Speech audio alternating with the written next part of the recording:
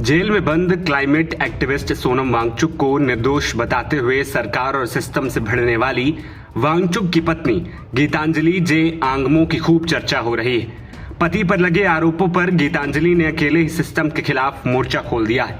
पाकिस्तान चीन कनेक्शन और विदेशी फंडिंग का गलत इस्तेमाल और पैसों के हेरफेर करने के आरोपों को खारिज करते हुए गीतांजलि ने पति वांगचुक को निर्दोष और देशभक्त बताया।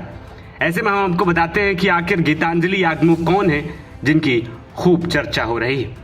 सामाजिक कार्यकर्ता Gitanjali Himalayan Institute of Alternatives यानी कि HIAL की सह संस्थापक और CEO है।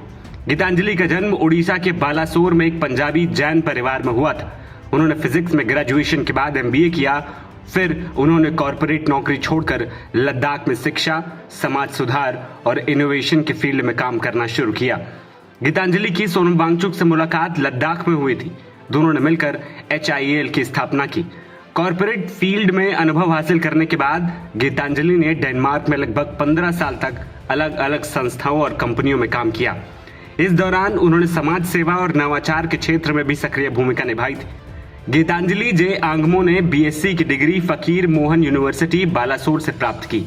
इसके बाद उन्होंने Xavier Institute of Management Bhubaneswar में MBA किया। लिंक्डइन प्रोफाइल के मुताबिक वो श्री अरबिंदो के प्रकाश में वेदांत और गीता की भी शिक्षा देती हैं। वे कराटे में ब्लैक बेल्ट भी हैं। इसके साथ रूसी बैले डांसर भी हैं। उन्होंने PhD भी कर रखी है।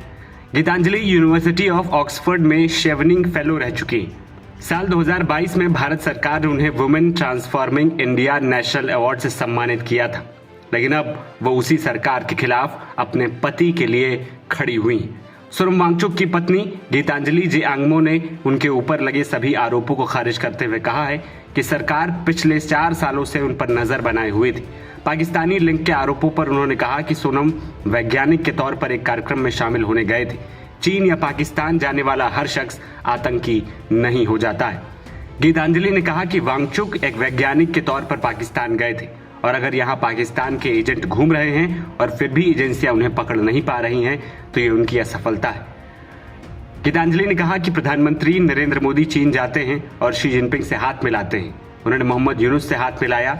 चीन जाने वाले हर शख्स को आतंकवादी नहीं कहा जा सकता है। गौरतलब है कि वांगचुक को शुक्रवार को सख्त नेशनल सिक्योरिटी एक्ट यानी कि NSA के तहत हिरासत में लिया गया था। यह कदम तब उठाया गया जब बीते बुधवार को लद्दाख को 6ठी अनुसूची का दर्जा और राज्य का दर्जा देने की मांग को लेकर हुए आंदोलन के दौरान लेह में हिंसा भड़क गई थी। इस हिंसा में 4 लोगों की मौत भी हो चुकी है और 90 लोग घायल हो गए थे। वांगचुक जो पिछले 5 साल से लद्दाखियों के अधिकारों की लड़ाई का प्रमुख चेहरा रहे हैं, अब वो राजस्थान के जोधपुर जेल में बंद है। नवभारत टाइम्स की रिपोर्ट।